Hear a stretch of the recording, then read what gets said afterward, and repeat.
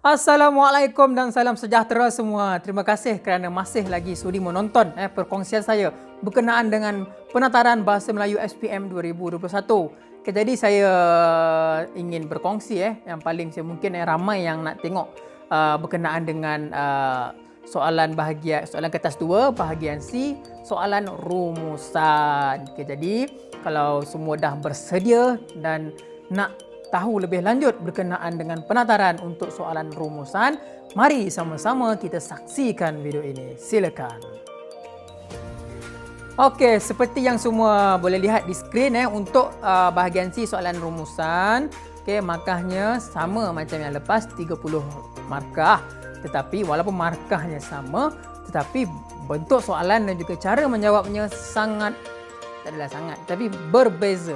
Memang berbeza. Saya akan kongsikan dengan semua.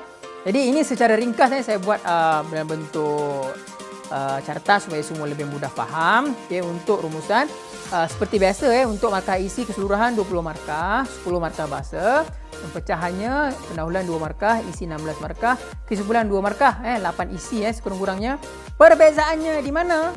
Bezanya untuk tahun ni untuk SPM 2021 rumusan tiada lagi isi tersirat. Suka?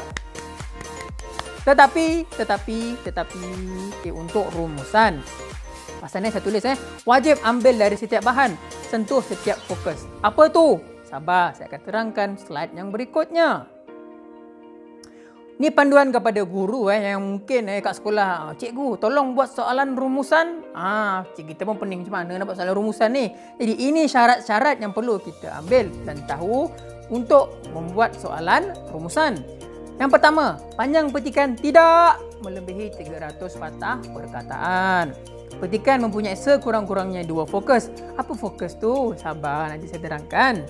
Okey, bahan rumusan sekurang-kurangnya 2 bahan daripada sumber yang berbeza.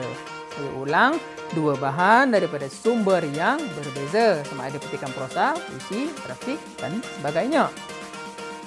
Panduan kepada murid. Okey, yang ni kepada guru dan murid. Okey, untuk menulis pendahuluan. Pendahuluan boleh terdiri daripada 2 atau 3 fokus. Tak ada 1, tak ada 4, tak ada 5. 2 atau 3 fokus. Okey, apa fokus tu? Fokus tu maksudnya petikan tu nanti. Fokusnya apa? Maksudnya mungkin petikan tu berkenaan dengan langkah-langkah mengamalkan gaya hidup sihat. Ataupun soalan tu fokus dia kesan-kesan mengamalkan pemakanan yang tidak seimbang. Ataupun soalan dia punca kegawatan ekonomi, kita tak tahu. Maknanya itu adalah contoh fokus-fokus. Bagi menulis pendahuluan, boleh tulis perumusan membincangkan fokus 1 apa dan fokus 2. Itu kalau 2 fokus. Kalau 3 fokus, kena tulis penuh lah. Perumusan membincangkan fokus 1, fokus 2 dan fokus 3. Okey semua boleh. Untuk kesimpulan pula. Kesimpulan macam biasa, sama je dengan yang lepas, tema, cadangan, kesan. Pihak apa, haruslah apa, agar atau supaya apa. Macam tu. Cuma berdasarkan pengalaman saya menanda kertas bahasa Melayu untuk rumusan, kadang-kadang pemakahannya agak strict maknanya untuk pihak tu kena ikut tema. Kalau soalan tu cakap contohnya berkenaan dengan PIBG, tulis pihak PIBG seharusnya buat apa. Jangan tulis pihak saja. Galakkan pelajar-pelajar kita tulis pihak tu penuh, pihak apa. Haruslah tu buat apa. Jangan sekadar haruslah bekerjasama habis. Ini kalau pelajar yang betul-betul lemah tak apalah. Ini kalau yang pelajar boleh fikir, jangan ajar macam tu. Boleh semua cikgu-cikgu, nanti saya kongsi saja ya. Ini contoh soalan item untuk rumusan lah. Tengok 30 markah. Tengok ini merupakan satu petikan. Petikan berkenaan dengan yang diambil daripada majalah Dewan Siswa. Kemudian tengok seterusnya. Kemudian dibagi grafik. Mengenai pelajaran bulan kebangsaan. Jadi sekarang ni untuk soalan rumusan ni ada 2 bahan. Yang berbeza. Yang saya cakap tadi Yang ni satu petikan, satu grafik. Jadi semua penonton Untuk soalan petikan, okay, macam mana kita nak buat, nak tak nak memang kena baca. Baca dulu petikan tu sampai habis, baru kita boleh kena pasti. Kalau cikgu ataupun murid yang dah ada contoh soalan yang sama macam saya ni, boleh tengok siap-siap supaya nanti bolehlah murid-murid mungkin boleh pause dulu video ni sebab nanti saya akan kongsikanlah jawapan berdasarkan petikan tersebut. Okey. Jadi langkah pertama kena pasti dahulu fokus. Nak tulis rumusan, yang pertama kena pasti dulu fokusnya apa. Ingat sekurang-kurangnya 2 fokus, bukan 1 mesti ada 2 fokus dan paling banyak 3 fokus. Jadi saya kongsikanlah jawapannya. Untuk soal bahan 1 petikan tersebut, fokus 1, usaha-usaha meningkatkan semangat patriotisme generasi muda. Ada 2 isi di situ. Kemudian dalam petikan isi bahan 1 juga ada fokus 2, tanggungjawab, peranan atau tugas generasi muda. Okey. Manakala grafik ada 1 saja fokus, iaitu usaha-usaha meningkatkan semangat patriotisme. Jadi semua untuk tulis pendahuluan macam ni ada 2 fokus. So tulislah. Okey. Rumusan membincangkan usaha-usaha meningkatkan semangat patriotisme dan fokus 2 apa tadi? Tanggungjawab generasi muda. Okey, cukup untuk rumusan.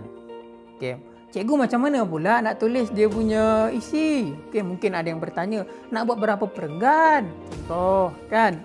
Jadi di sini kita ada 2 fokus. Kan buat macam biasalah. Maknanya buat berapa? 2 perenggan untuk isi. Okey, pendahuluan 1 perenggan, kesimpulan 1 perenggan, maknanya ada 4 perenggan untuk rumusan. Cikgu, murid saya nak buat 5-6, boleh ke? Boleh, tak ada masalah. Yang penting jawapan tu betul dan mudah untuk kita kena pasti manalah markahnya. Tapi jangan risau Biasanya penanda atau pemeriksa kertas akan cari jawapan murid hingga ke lubang cacing. Jangan risau. Tapi yang penting galakkan murid kita. Kalau saya biasa saya suruh 4 perenggan lah. Yang mana pendahuluan, fokus 1, fokus 2, penutupan. Kalau ada 3 fokus, contoh 3 fokus, ikutlah 5 perenggan. Mudah cikgu-cikgu untuk kita semak nanti dan juga mudah untuk pelajar-pelajar tulis jawapan. Jadi untuk kesimpulannya macam biasalah, tulis kesimpulannya pihak sekian-sekian haruslah sekian-sekian agar supaya sekian-sekian. Macam tu. Jadi saya harap jelas berkenaan dengan rumusan, maknanya cara menulis rumusan dan juga format pemakahannya. Jadi kita boleh tengok ni contoh pinggiran isi untuk 2 fokus. Kita tengok fokus 1, fokus 2, fokus 1. Maknanya 2 bahan ada bahan 1, bahan 2. Bilangan isi diterima. Semua tengok bilangan isi diterima. Pasang tak 2 palang 1 palang kosong. Apa benda tu? 5 palang 6. Bawah 1 palang 2. Jumlah mesti 8. Maksud dia di sini, contoh. Kalaulah kita ambil fokus 1 ni 2. Fokus 2 ni 6. Dah 8. Maknanya boleh ke tak boleh? Saya tanya sekali lagi. Boleh ke tak boleh? Tak boleh. Jangan ingat boleh. Sebab apa saya cakap tak boleh? Kena ambil semua bahan. Saya ulang untuk rumusan. Isi wajib kena ambil semua bahan dan juga menyentuh semua fokus. Contoh lagi saya bagi contoh. Fokus 1 kita ambil kosong. Kemudian fokus 2 ambil 6. Fokus 1 ambil 2. Boleh tak boleh? Boleh. Sebab apa? Pertama, bahan 1, bahan 2 kita ambil, betul. Kemudian fokus 2, fokus 1 pun kita ambil. Selagi, cakap dengan murid-murid, selagi murid-murid mengambil isi berdasarkan fokus yang berbeza dan juga bahan yang berbeza diterima. Saya ulang sekali lagi. Yang tak diterima ialah contoh ambil bahan 1 saja. Bahan 2 tak nak ambil sebab bahan 1 pun dah cukup 8 dah tadi. Betul tak? Tak boleh. Itu tak boleh diterima. Tak pun contohnya ambil 1 fokus je. Ambil 2 bahan tapi fokus 1 fokus je. Fokus 2 tak ambil pun tak boleh. Jadi kesimpulannya ambil semua fokus dan juga semua bahan.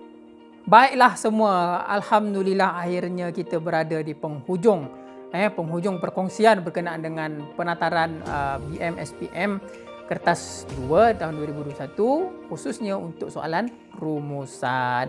Jadi saya harap ini perkongsian terakhir sajalah sebab kita bahasa Melayu kertas 1 kertas 2 saja. Okey, saya harap video yang saya sampaikan selama ini bermanfaat dan jika semua rasa bermanfaat jangan dibazirkan, kongsi dengan rakan-rakan. Ya. InsyaAllah perkara yang bermanfaat akan menjadi pahala amal jariah. Jadi akhir kata daripada saya, terima kasih kerana menonton semua video yang saya kongsikan. Apa yang baik tu datang daripada Allah dan yang lemah tu datang daripada kelemahan saya sendiri. Dan sesungguhnya saya, bahan-bahan ni semua saya ambil daripada LPM. Bukannya saya cipta sendiri, bukan. Saya ambil daripada LPM dan saya kongsikan buat semua yang mungkin belum lagi ataupun dah pernah hadiri penataran tapi lupa-lupa contoh kan. Jadi ini sekadar perkongsian saja. Jadi terima kasih kerana menonton sehingga habis. Jumpa lagi. Assalamualaikum.